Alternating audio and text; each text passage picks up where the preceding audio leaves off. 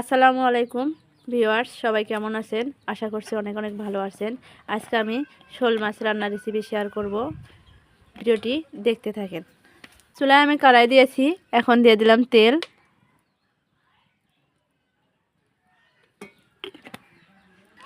তেলটা গরম হয়ে গেছে, এখন আমি দিয়ে দিলাম এখানে কাঁচা জিরা, কোটাল জিরা, দিয়ে দিলাম একটা কালো জিরা,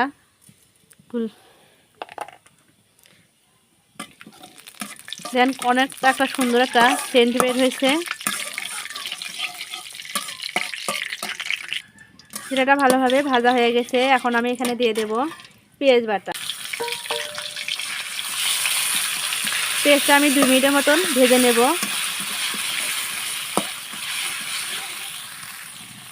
দেন পেঁয়াজটা আমার ভালোভাবে ভাজা হয়ে গেছে, এখন আমি দিয়ে দেব শুকনো মশলাগুলো। তার আগে এখানে আমি সামান্য পরিমাণ পানি দেব, যাতে মশলাটা পোড়া না যায়।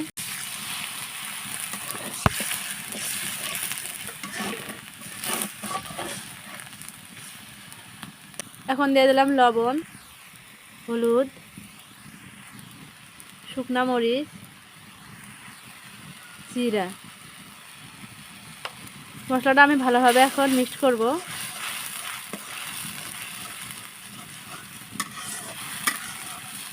মশলাটা আমি ভালোভাবে এখন কষে নেব।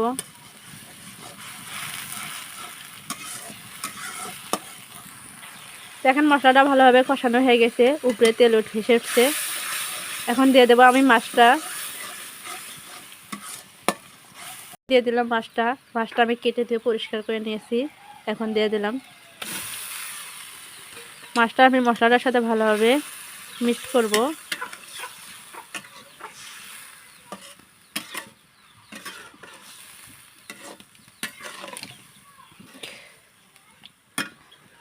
দুই মিনিট এই মশলার সাথে আমি ভালোভাবে কষে নেব।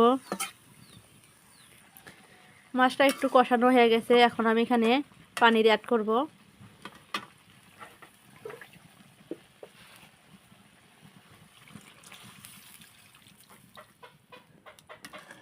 এই পানিতে আমার মাছটা হয়ে যাবে। আমি এখানে 2টা টমেটো কেটে নিয়েছি, টমেটো 2টা দিয়ে দেব।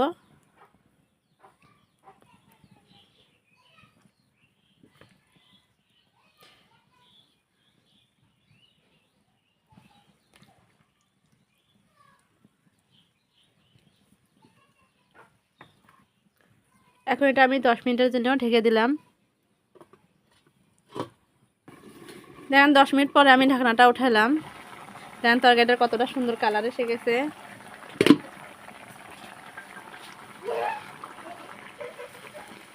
এটা আমার হয়ে গেছে, এখন আমি এটা নামিয়ে নেব।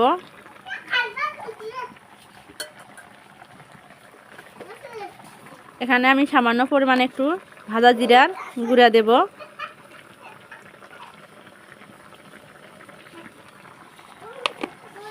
আজকের রেসিপি এখানে শেষ, দেখা হবে অন্য কোনো রেসিপিতে। ধন্যবাদ, সবাই ভালো থাকবেন। খোদা হাফেজ।